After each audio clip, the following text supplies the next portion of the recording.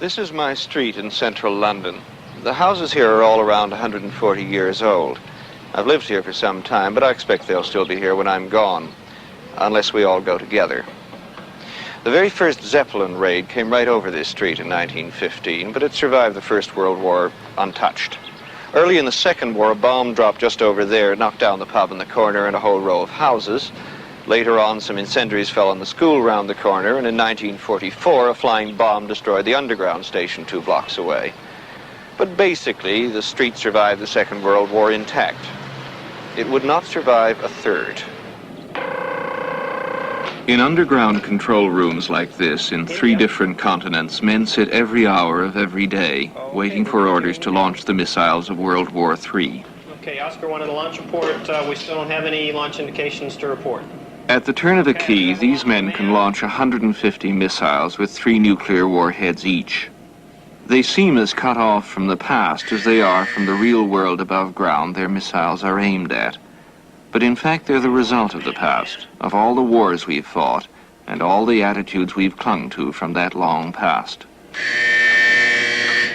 Freedom has a price, and I believe this, and I preach it. Freedom has one price, and history bears me out. There's one price that freedom will accept, and that's blood. To ignore the facts of history and the aggressive impulses of an evil empire, to simply call the arms race a giant misunderstanding, and thereby remove yourself from the struggle between right and wrong and good and evil, is folly.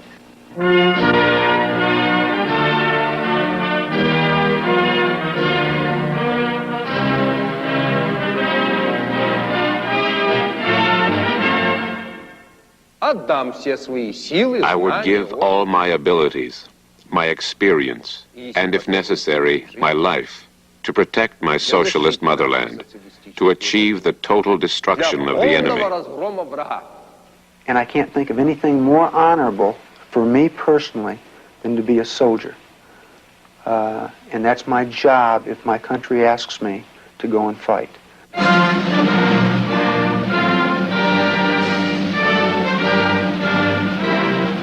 The whole essence of being a soldier is not to slay, but to be slain. You offer yourself to be slain rather than set yourself up as a slayer.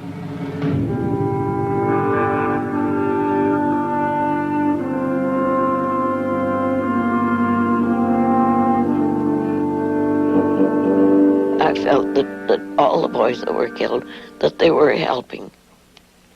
That it might be the war to end all wars, but what good has it done? I was a bomber pilot a long time ago. I bombed Hamburg. 70,000 people died there when the air caught fire. 80,000 or so died at Dresden. And if you want to talk about numbers, 123,000 died at Iwo Jima.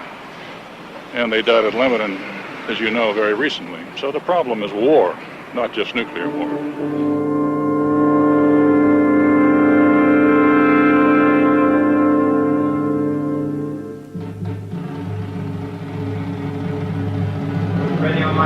I'm ready.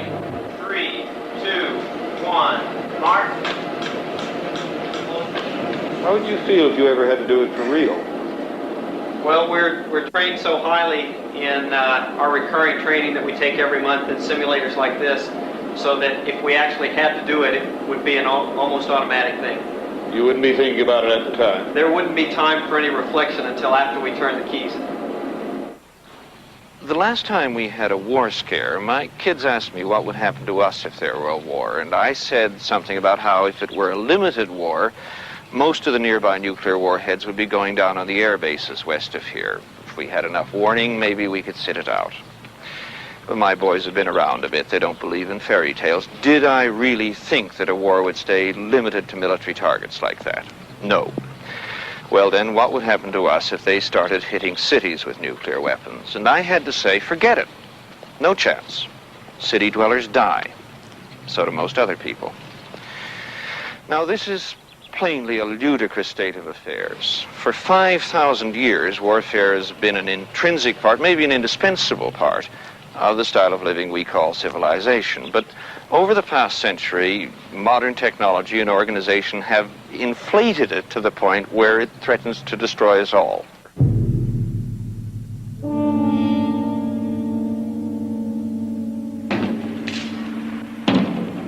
200 years ago, wars were fought on a very different scale. Hardly anybody was involved except soldiers, and they were professionals leading lives cut off from the civilian population.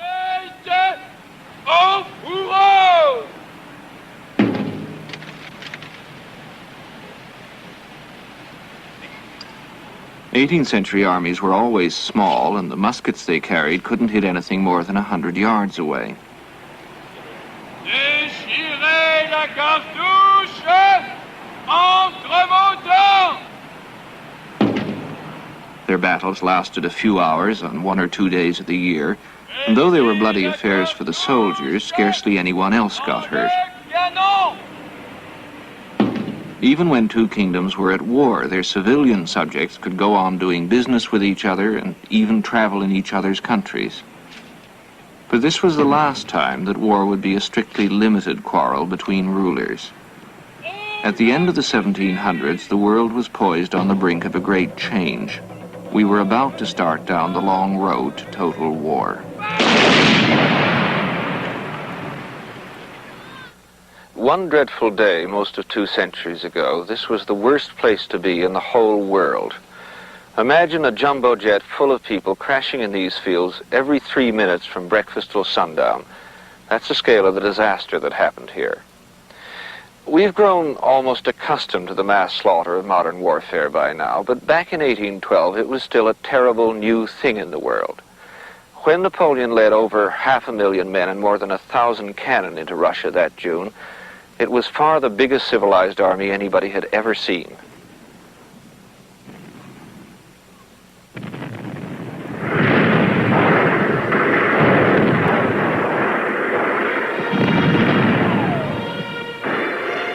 By the time the French reached the fields around Borodino Church, they'd marched 1,800 miles from Paris.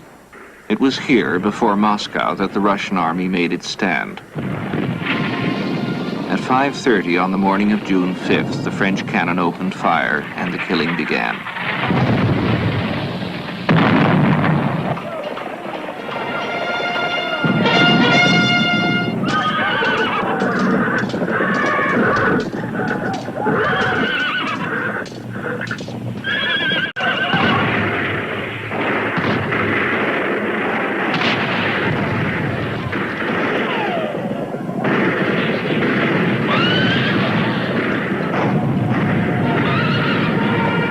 After 11 hours of bitter fighting, the battle ended with 77,000 dead and wounded men on the field.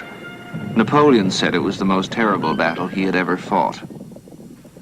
Yet nothing at Borodino, except the scale, was visibly different from the limited battles between the small professional armies of the previous century. The soldiers wore the same uniforms, they carried the same weapons, they died amongst the same slaughtered horses. All that had changed was the scale, but that had changed everything.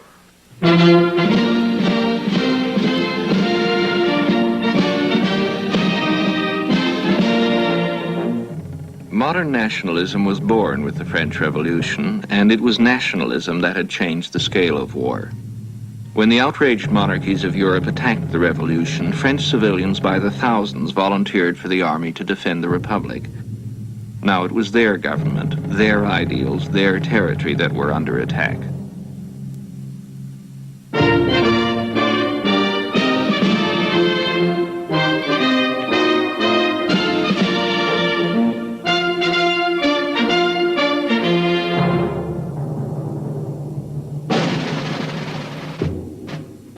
But their enthusiasm did not survive the reality of war.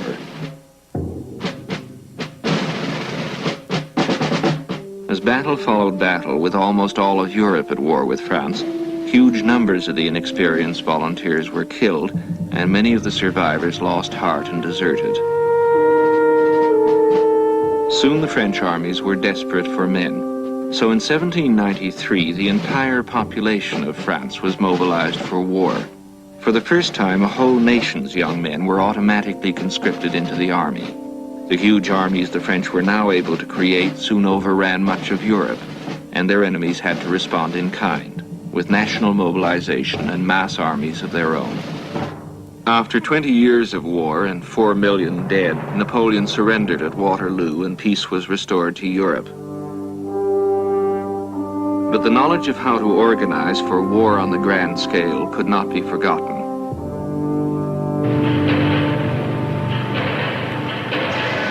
By the mid-19th century, another kind of revolution, the Industrial Revolution, was gathering speed. The move from farm to factory, from country to city, was well underway. It gave people new ways of living and new ways to kill. Weapons were no longer made by hand. They were turned out by factories. When the American Civil War broke out in 1861, men poured eagerly into the recruiting centers for both sides.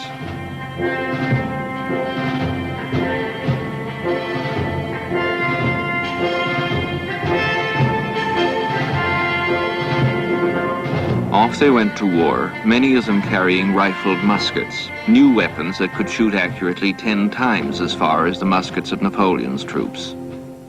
This is the battlefield of Manassas in Virginia, where Confederate troops tore a bigger Northern army to pieces in 1862. They did it using the most modern technology and tactics, but they still thought in terms of honor and glory.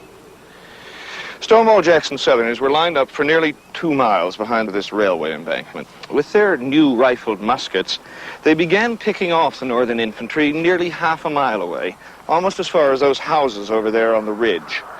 That gave every Southern soldier time to get off at least 10 aimed rounds, and the Northern infantry regiments were shredded as they advanced. How brave they were simply didn't matter. At the height of the attack, some Northern officer rode forward through the black powder smoke, well ahead of his troops. He headed straight for this embankment, and somehow he reached it, miraculously untouched. For a few seconds he paused here, sword in hand, as useless as he was brave.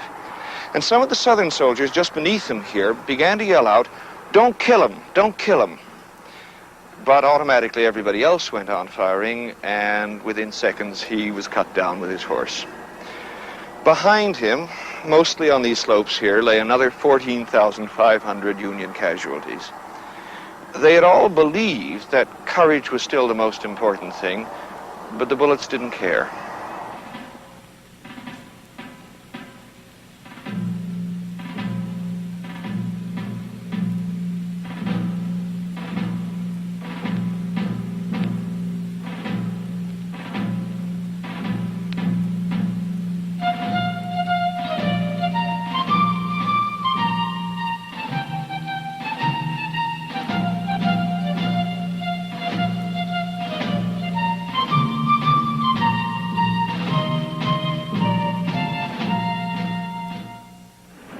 By the early 20th century, the Civil War was long forgotten and the world was a changed place. The industrialized nations were now the wealthiest people in history. They'd learned how to invent new things and also how to produce those things cheaply and in vast quantities. They had no idea of what this might mean in war, even though they fully expected war to come. They expected war because industrialization had brought a change in the way people thought. Living in cities, going to state-run schools, reading the same newspapers, they'd become far more aware of the things that bound them together. And most of what they read and heard told them how different they were from other nations. It also told them other nations could be dangerous. Long before the war started, the industrialized nations were already living in permanent psychological readiness for it. Most of them had begun conscripting and training their young men in peacetime, even though they did not know when the war might come or why. This used to be the officers' mess of Queen Victoria's Rifles, a regiment that went to France with the first draft of the British Expeditionary Force in 1914. Most of the men who drank the King's health in this room before leaving for France never came home again, but we have a fair idea what they expected. A short, glamorous war with plenty of scope for personal heroism, or at least a glorious and meaningful death. What they got was an impersonal, industrialized killing machine. Of the 8 million soldiers who died in the war, probably fewer than 1 in 10 ever laid eyes on the man who killed him. When the First World War came, people almost welcomed it. It was more popular than any war ever had been or would ever be again. Most European countries immediately called up millions of trained reservists, and even in Britain, which depended on volunteers, the response was overwhelming.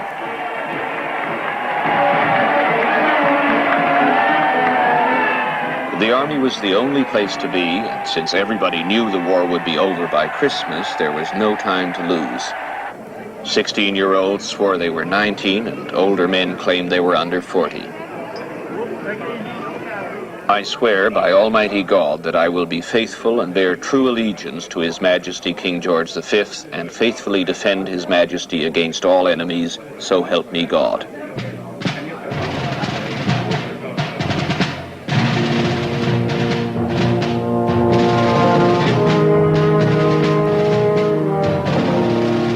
Nationalism wasn't the only reason for the enthusiasm, of course.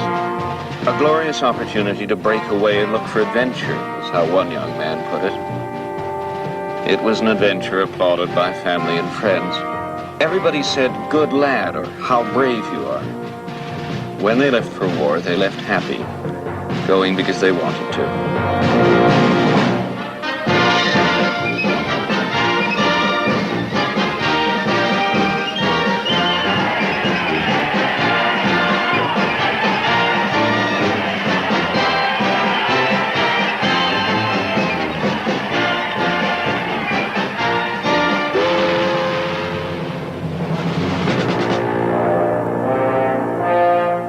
One of the nastier surprises waiting for them was the machine gun.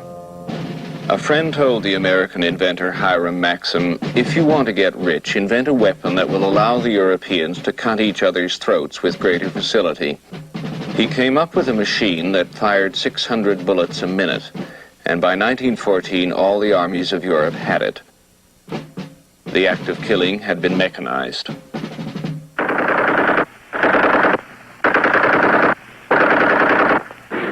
For the first 2 months of the war, the armies tried to move and fight in the old way, and over 1 million men died. The machine guns and modern artillery filled the air with flying metal. Anybody above ground was almost certain to be hit. Eventually, the armies halted, and then something unexpected happened. They began to spread out sideways.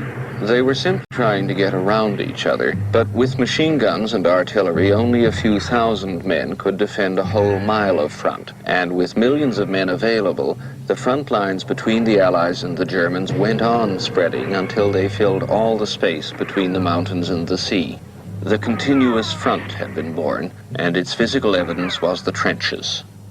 Nobody invented the trenches. They just evolved quite naturally from the primitive holes that soldiers dug to get out of the way of the bullets after the army stopped moving fast in late 1914. This one, a German front-line trench from the Somme in 1916, is a fairly typical example. Daily life here was wet, smelly, and squalid. There were often half-buried corpses lying around. There were always bold, well-fed rats. But at least the trench kept you safe from bullets.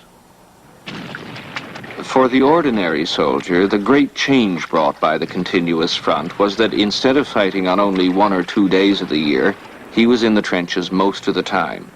Each day he faced the risk of being killed, and each day he endured the misery of living in a ditch. It's such hell when you're in the front line, especially in the winter time. It was terrible in the winter. Summertime, not so bad, but it was bad enough. But wintertime was awful. It was no place for a human being to be, really. Constantly having your feet and legs in this gruel-like muck caused a complaint which became known as trench foot. There are dozens of amputation cases in the regiment. Rats bother you, rats eat you if you get wounded and nobody can look after you. It was a dirty, lousy place to live with all the corruption that is known to mankind.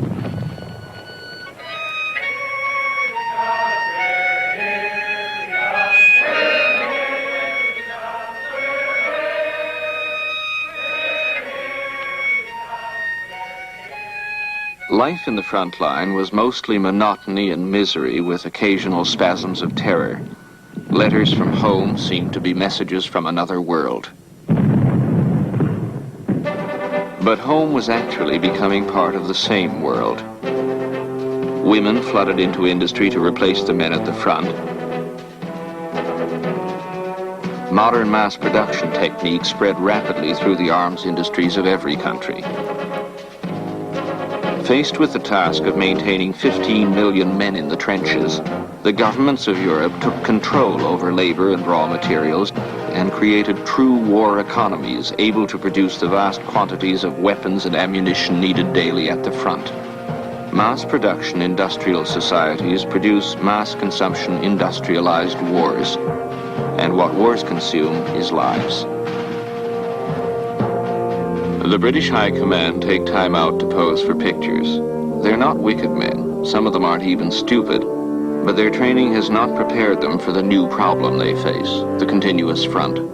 There's no way round the trenches, and the only way they can think of to break through is to use the unprotected bodies of their men. At the Somme in 1916, they shelled the German trenches for a whole week before attacking.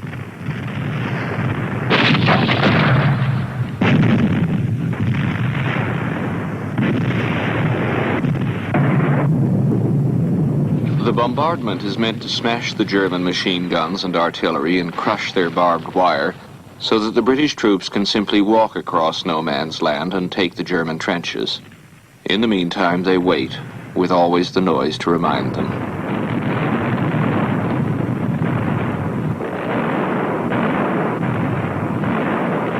On July 1st, 1916, the weather is warm and the sky is clear. It's 7:30 in the morning when the first wave goes over the top.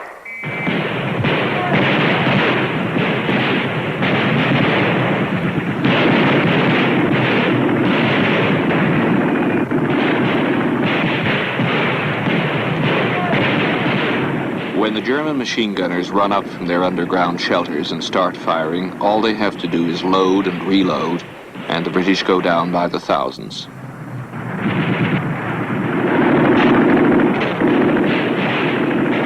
In just one day, 60,000 British troops are killed and wounded, but the Battle of the Somme continues for another 4 months before it finally sputters out in the October mud.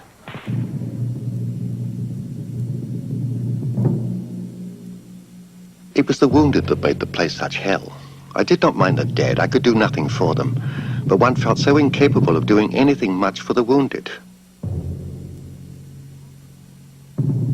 Our prisoners were not big savage hulks of men with bristling whiskers or criminal foreheads. They were young men, bandaged and battered. Mother, if God spares me to get home safely, I've left something awful to tell you. If hell is any worse, I would not like to go to it. Mother, let me hear from you as soon as possible, as I've not had word from you this fortnight. Don't forget to let me hear from you soon. Your loving son. Keep the home fires burning while your hearts are yearning. Though your lads are far away, they dream of home. There's a silver lining through the dark cloud shining. Turn the dark cloud inside out till the boys come home. There were more than a dozen battles like the Somme. Some British and French soldiers began to argue in despair that the war could only be won by attrition. They had more men than the Germans, and if they traded life for life, they would still have some men left alive when all the Germans were dead. So they would have won.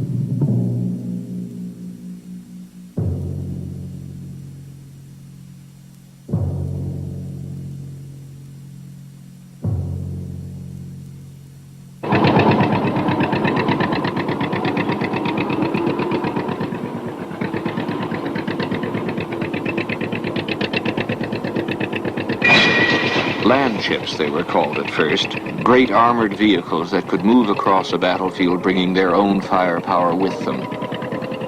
This is one of the early tanks. It's a primitive and horribly uncomfortable vehicle. The 8-man crew, stripped to their waists in 100-degree heat, shared this little space with a 105 horsepower Daimler engine. The fumes from the engine and from hot shell cases rolling round on the floor made the atmosphere inside almost unbreathable in combat. But this machine solved the problem of the trenches.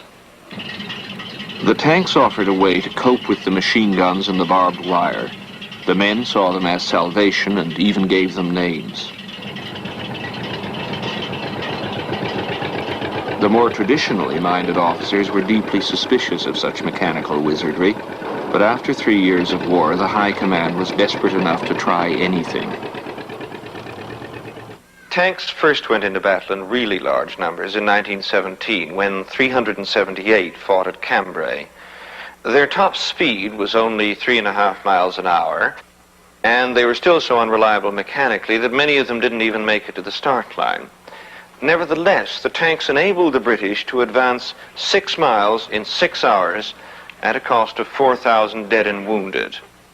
Earlier the same year, at the Third Battle of Ypres, the British Army had taken 3 months to advance a similar distance, and it had lost 250,000 men doing it. It seemed that a solution to the continuous front was in sight, but the First World War ended in 1918 while tanks were still in their infancy.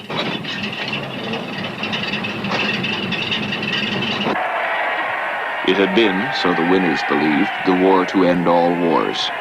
But to justify their own huge sacrifices in lives and effort, the Allies put the entire blame for the war on the losers. The Treaty of Versailles took away much of their territory and obliged them to pay huge sums in reparations. The losers felt unjustly victimized, and the Second Total War followed only 21 years later. When the Second World War broke out, people thought they knew what to expect from industrial warfare. There was none of the enthusiasm of 1914. In 1939, the soldiers went off to fight with grim resignation, but they still went. Not one man in 100 could refuse his nation's demand for total loyalty in wartime. Once again, it was not the kind of war the soldiers expected.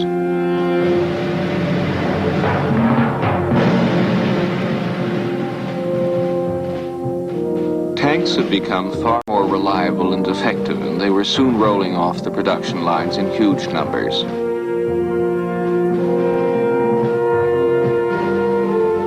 Together with aircraft and mobile artillery, they set the continuous front in motion.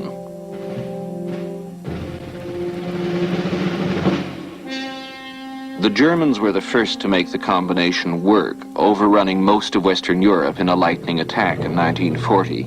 But by 1943, when the German army was deep in Russia, the front had grown to a monster that dwarfed its World War I predecessor. This trench is not from the First World War. It was part of the Soviet defenses near Kursk in 1943. A deep belt of many trenches, minefields, bunkers, gun positions, and tank traps, extending back almost 100 miles from the front, designed to soak up and slow down and eventually stop exactly the kind of armored attack that had been so successful in 1940. A lot of Germans weren't in favor of attacking here at all. Heinz Guderian, Hitler's leading tank expert, asked, "How many people do you think even know where Kursk is?" But in the end, the Germans did attack here and started one of the largest battles the world has ever seen.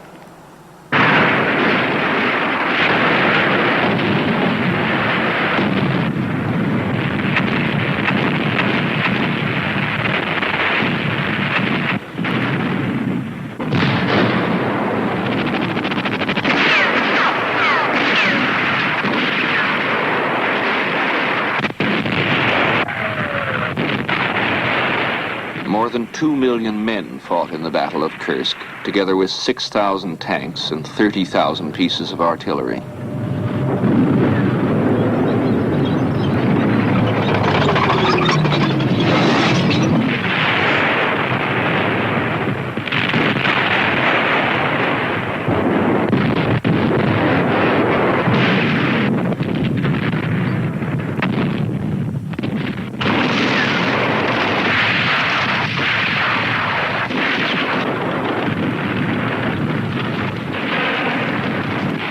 The fighting lasted 50 days, and when it was over, the tank no longer seemed an easy solution to anybody's military problem.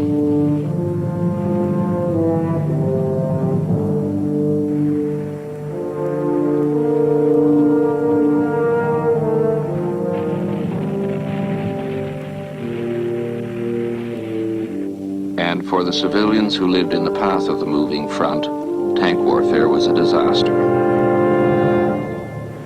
This city's 400 years old, but like half the towns in Russia, there's hardly a building in it over 40. Before the German army occupied Belgorod in October 1941, 34,000 people lived here. The first time the tanks went through, there was 2 days of fighting here, but most of the buildings and most of the citizens survived. That time, Belgorod was lucky.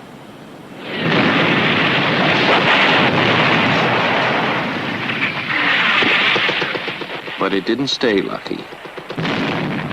Belgorod was liberated by Soviet troops after 20 months, but then the Germans retook it, and by the time the Russians freed it again after the Battle of Kursk, only 150 of Belgorod's 34,000 people were left. The rest were refugees, conscripts, or dead.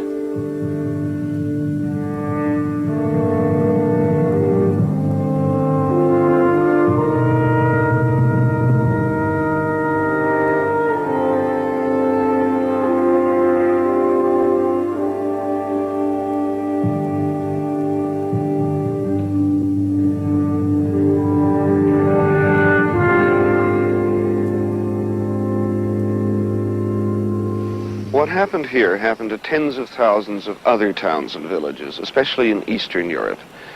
Of the 40 million people who were killed in the Second World War, 5 times as many as the First, 30 million died on the Eastern Front. It was the biggest land war in history, and the first war in modern times where the civilian dead outnumbered the military. Belgorod had no military importance, it just got in the way. The front ground across it 4 times, and it was practically extinguished. Tanks and other killing machines had broken the trench stalemate and set the continuous front into motion. But that just made warfare worse. Yet the citizens of Belgorod died almost accidentally, because the war was fought where they lived. Elsewhere, civilians were being killed on purpose. It was the final step in the brutal logic of total war. If the civilians producing the weapons of war were now the real foundation of a nation's armed strength, then they were actually the most important target of all. And the first attempt to hit that target directly was made almost as soon as total war became a reality, back in 1915. This pub is called the Dolphin. It's in Red Lion Street, right in the center of London. And it was here on September 9th, 1915, that the 20th century really got underway.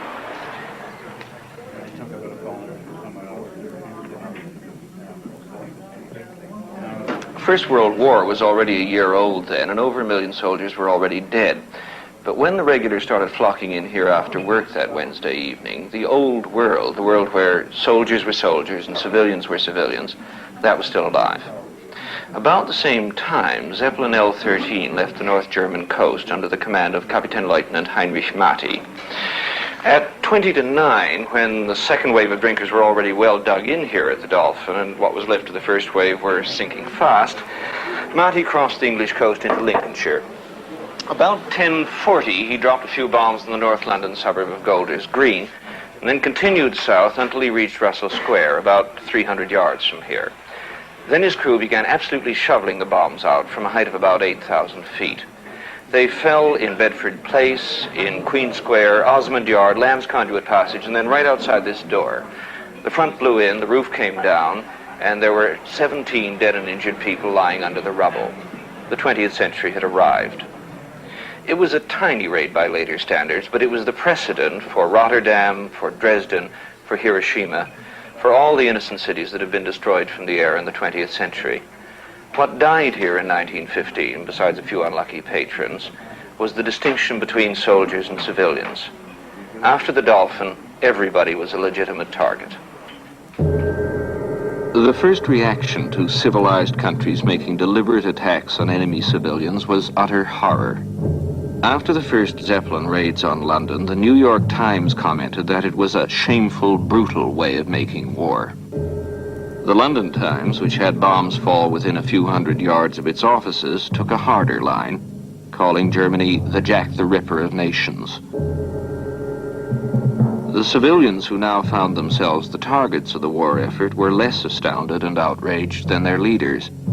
The Zeppelins appear to cause wonderfully little panic at the moment of murder and no permanent panic afterwards, observed the Times.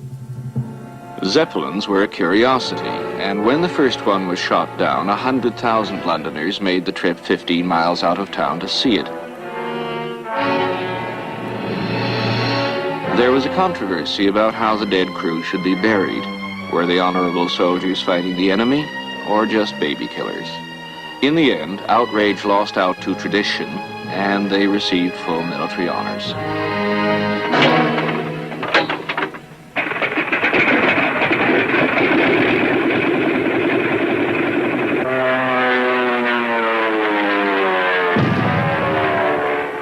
Bombing didn't really do much damage in the First World War. The bombs weren't very powerful, and hitting the target was largely a matter of chance.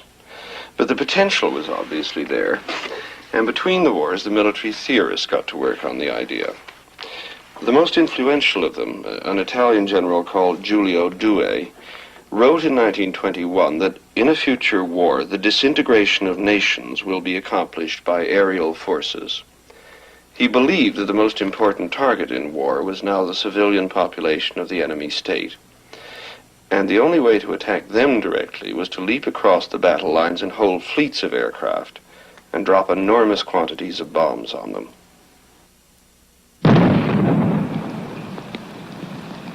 The authorities were worried. Bomb shelters were developed, and they worked too, always provided the bombs didn't explode too close. In London, they rehearsed ways for dealing with a scenario that predicted casualties of almost nuclear proportions. Making coffins for so many dead would cost too much, so the government planned mass graves and burning with quicklime. When the Second World War came, hospitals were cleared of their patients, mainly to make way for the psychiatric casualties of aerial bombing. These were expected to outnumber physical casualties by 3 to 1. War from the air was expected to make people go crazy. Children were evacuated from the cities, while the adults left behind waited for Armageddon.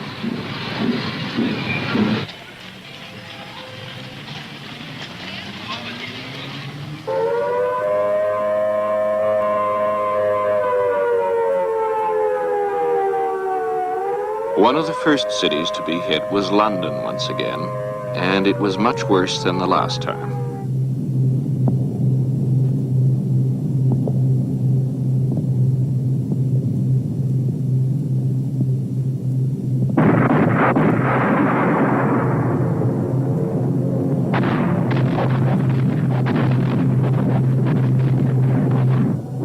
Most Londoners took shelter underground, and though they were not nearly as cheerful about their ordeal as the propaganda of the time pretended, they didn't much resemble the fear-crazed hordes the theorists had predicted.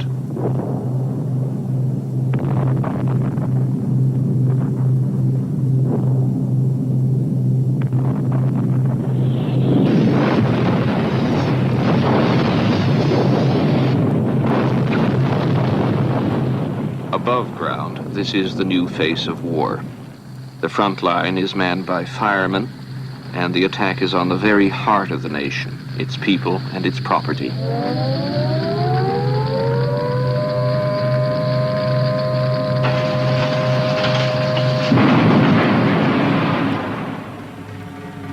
The London Blitz lasted 8 months. 30,000 people were killed, and many more lost their homes.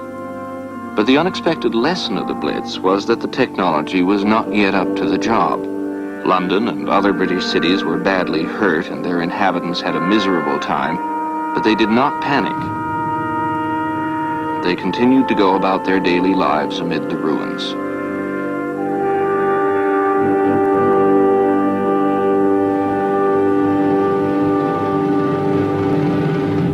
bombing cannot yet do what its supporters claim for it, but they do not give up. One man whose faith is unshaken is Arthur Harris, at 50 years old, the head of British Bomber Command. There are a lot of people who say that bombing can never win a war. Well, my answer to that is that it has never been tried yet, and we shall see. Official theory when British bombers started their raids on Germany dictated that the targets to be attacked were those vital to the German war effort, the industries that produced the weapons. Even then, they weren't worried about killing civilians. The factories were just more economical targets. But there was a problem. The bombers had to fly at night, and the bombs couldn't be relied on to hit the targets. Arthur Harris came up with a solution. And I realized that the answer to it was simply to mass bomb large targets and not try and pick out targets where they made ball bearings or knitting machines or tie pins or anything else, because to begin with you couldn't find them, and if you found them you couldn't hit them with the equipment of those days. Bomber Command's daily briefings gave the pilots their targets. Keep quiet, everybody. Nearly a month ago, you people took part in the two highly successful 1,000-plan operations. And tonight we're going to administer the dose again. The name of tonight's operation is Millennium 2. And the town which is on the spot tonight is Bremen. Object of tonight's operation is to blot out the town of Bremen. The men who are to do the blotting out are young, mostly under 25. All of them are volunteers. They have one of the most dangerous jobs in the war. More of them are killed than all the civilians killed in all the air raids on Great Britain throughout the war. South of Bremen itself. Rupert Oakley, veteran of 73 operational flights when the average pilot only survived 14, remembers what it was like. Well, there has been the odd occasion where I've been frightened, but fear, of course, is very largely apprehension and going into the unknown sort of thing. But I'm not ashamed to admit it that I have been. Before I climbed aboard the aircraft, I've been as sick as a dog. What do you think of binos? I have. Come in a bit.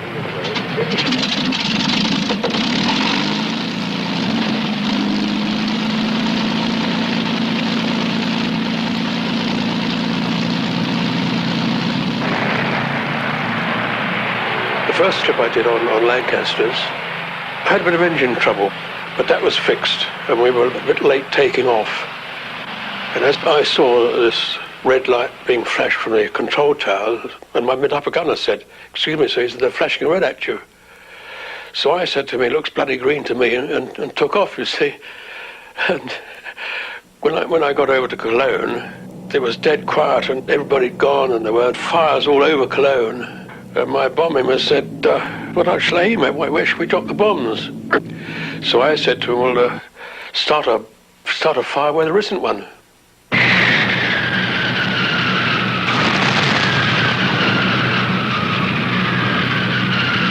Did you see any damage done? Yes, I gave them a burst as we went. And you feel certain you hit them? Yes, sir, definitely. And you met so many good friends. You made real friends during the war. You lost good friends. There were the good days and there were the bad days. The depression and the elation, you can't get to those extremes anymore. It somehow does something to one's personality, I think. Like most cities in Germany, this fine old town, Augsburg in Bavaria, is not quite what it seems. The plaque on the city hall there behind me says that it was built in 1620, and so it was the first time. But like almost every other historic building in this city, it was completely rebuilt from the ground up after the Second World War. In February of 1944, the United States 8th Air Force made a daylight raid on the Messerschmitt plant in Augsburg, and some of the American bombs put the city's waterworks out of commission. On the bitterly cold night that followed, the Royal Air Force came in 2 waves and dropped 250,000 incendiary bombs on the city. about one for every inhabitant. The result was not exactly a firestorm, but it came close.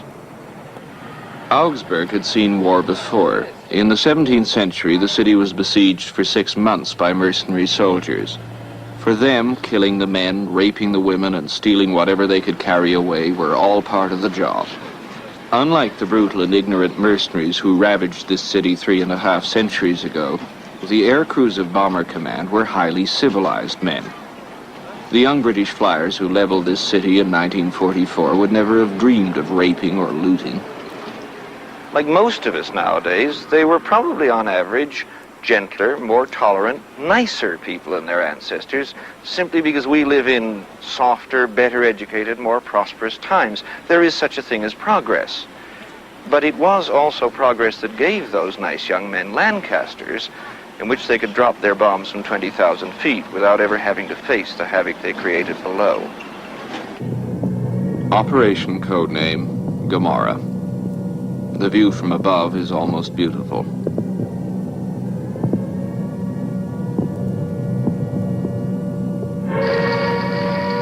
What happened here at Hamburg is what happened when Bomber Command got everything right.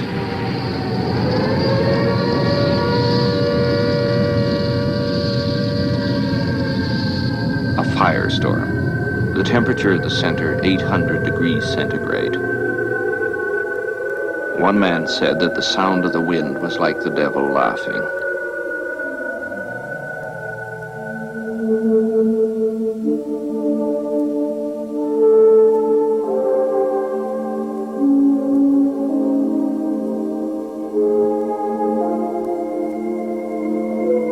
"70,000 civilians burned to death on this night.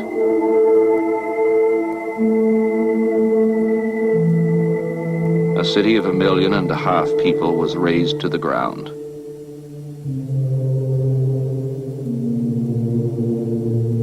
It was the 4th raid in 4 days.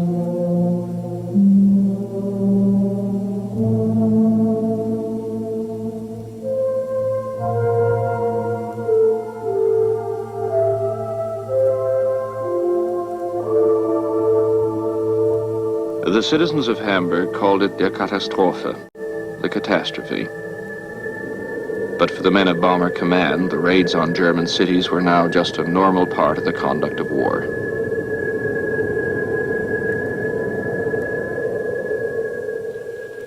My answer to that is always the same answer. Tell me one operation of war which is moral. One operation of war. Sticking a bayonet into a man's belly, is that moral? I would never go through it again, no. I would never do it again. But by the same token, if you can understand what I mean, I would never have missed it. I know this is difficult to understand, but I wouldn't go through it again, no.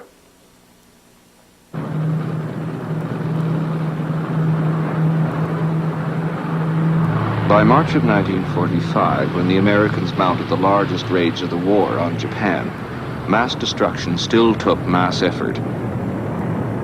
It took tens of thousands of aircrew and hundreds of thousands of civilian workers to build and fly the aircraft that leveled Tokyo and killed almost 250,000 of its inhabitants. What the Allies were looking for was a weapon that would give them this effect without the cost in men and materials, and they wanted to find this weapon before the enemy found it first. In 1942, the U.S. government had set up the Manhattan Project.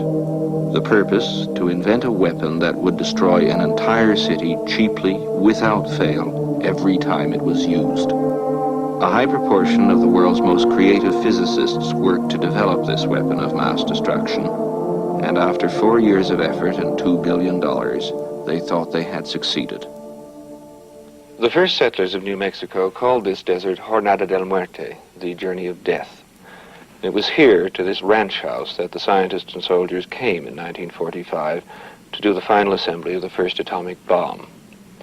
None of them doubted that they had created something awesome. Some of the scientists were now even having second thoughts about the morality of what they had done. But it was too late for that, of course. If the test succeeded, they had now delivered what the strategists of aerial bombing had always wanted, a reliable means of destroying the enemy's will to fight by destroying his people in their own homes. At 5:30 in the morning of July 16th, the test went off perfectly, and the world changed forever. Robert Oppenheimer, the physicist who led the team that created the bomb, came closest to recognizing what was happening to us all. The words that came to him as he watched the explosion were from the Hindu scriptures. "I am become death, the destroyer of worlds."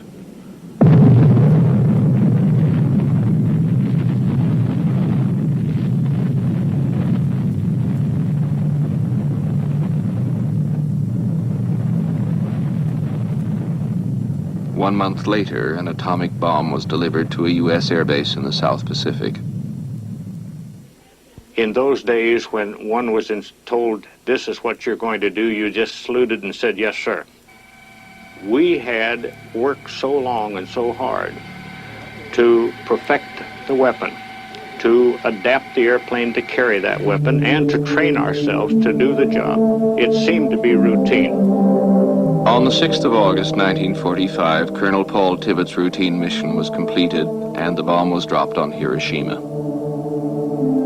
Immediately after that, I sent a plain code message back to the words that results were greater than expected.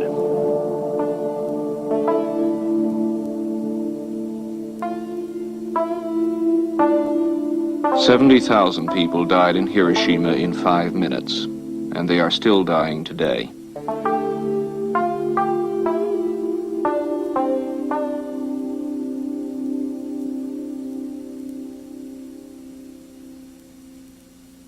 If I were given a similar situation in which this country was at war, risking its future, the circumstances being as they were at that time, I don't think I would hesitate 1 minute to do it over.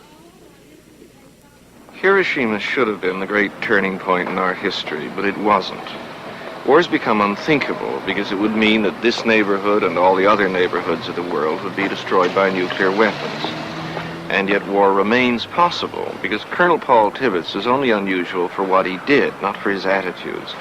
We continue to think of war as a natural and justifiable part of the way we behave. And if it is, of course, then we're doomed. But maybe it isn't.